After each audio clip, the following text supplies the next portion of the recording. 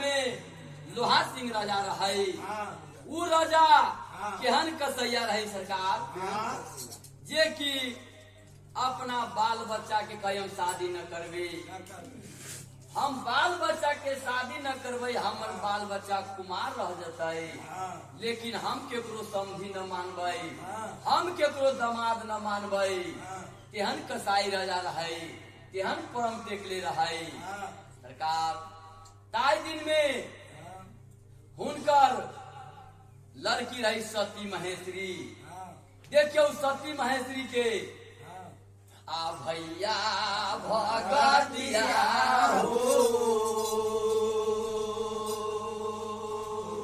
हो चढ़ला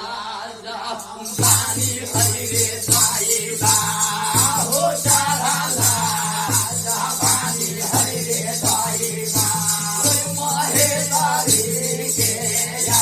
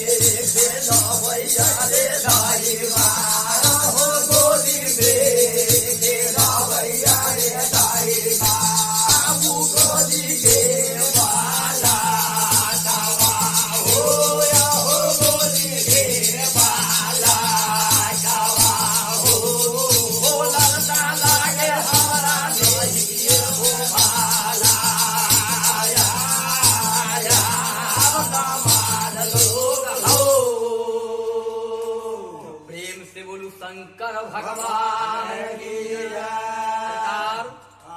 देखियो सती महेश्वरी नुजागर में की मन में सोचे छी कि हे भगवान, हमरा जन्म ये संसार में कैला दिला। जब हम जन्म लेली तिरिया में त हमरा शादी ब्याह न होतई, हम अपना घर न बसबई, हम अपना गोद में बाल बच्चा न खिलबई, त ये हमर जन्म लेला व्यर्थ भ गेलै। इतना कह के सतवर्ती कने छै, अपना मन में सोचे छै कि हमर बाबूजी के मन में की है, हमरा माई के मन में की है, कि जेकरा जौरे हम सुपली मौनी खेली नुजागर में, जेकरा जौरे हम स्कूल में पढ़ली, सब हमरा सखेली के शादी ब्याह हो गई। सब सखी अपना अपना घर में ससुरा में बसे छै, सबके गोद में बाल बच्चा खिलबे देखे छियै, लेकिन हमरा शादियों के नाम ठिकान न है। जब इतना बात मन में सोचबे करैया, 12 विरोध से कनबे करैया, निसी रात में कनबे करैया, हो बाबा अल्लाह सुनबे कराना, हो तोरा पूजा दिन रात हम करबे करै छे, बाबा हमर मांग पूरा न होबे करैया, भाला बाबा हो बाबा अल्लाह, हम तोरा पूजा कैली कि हमरा निमन बर, निमन घर, बाबा हमरा खोज दिहा, लेकिन हमरा लागल ललसा बाबा रह गए। जब ताई समय में सतवर्ती इतना बात कहबे करैया की कहल की सरकार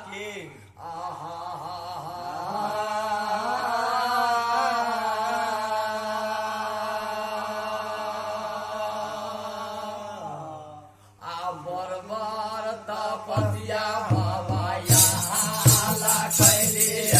बरबर तपस्या बाबा यहाँ ला कैले, पुराण के पाता पर उठैले, पुराण के पाता पर उठैले, मस्जिद में पूजा कैले, मस्जिद में पूजा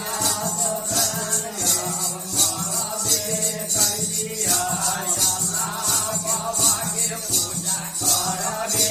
कैलिया, के पूजा करबे कैलिया, ये मौला पूजा करबे कैलिया, कपूर में नौला पूजलिया, कपूर में नौला पूजलिया,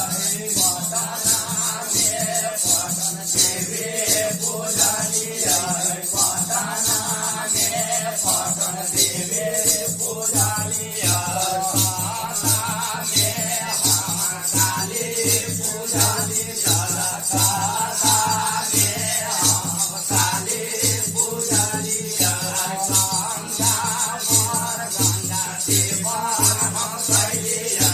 गंगा पर गंगा सेवन हम कैलिया, नदी महेश्वर के हो कैलिया, नदी महेश्वर पर सेवन हम कैलिया, बाबा होई शंकर पूजलिया, बाबा के हम शंकर पूजलिया, सोइयो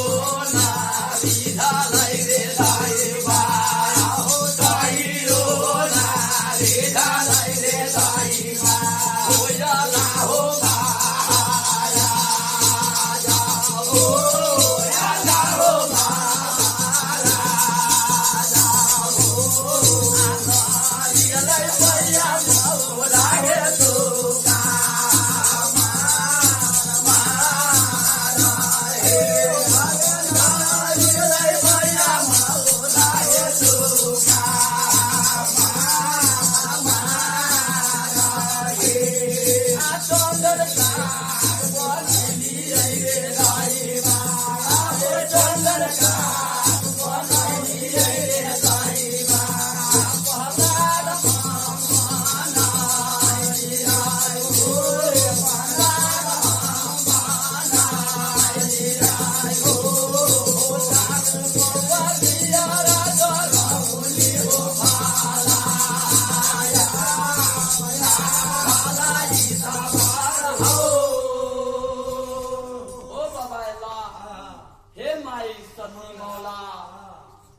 हम तोरा मस्जिद में आयल छी, 12 विरोग से कली छी हे माता, हम तोरा मस्जिद में दिन रात पूजा कैली, कुरान के वेद के हम पढ़ली, लेकिन यही लागी हम शादी लेल ब्याह लेल जनकपुर में गेली, नौलखा मंदिर पूजली, पटना में गेली पटन देवी माई पूजली, कलकत्ता में गेली काली माई पूजली, गंगा सेवन कैली गंगा माई पूजली, नदी महेश्वर पर गेली शंकर भगवान की पूजा कैली,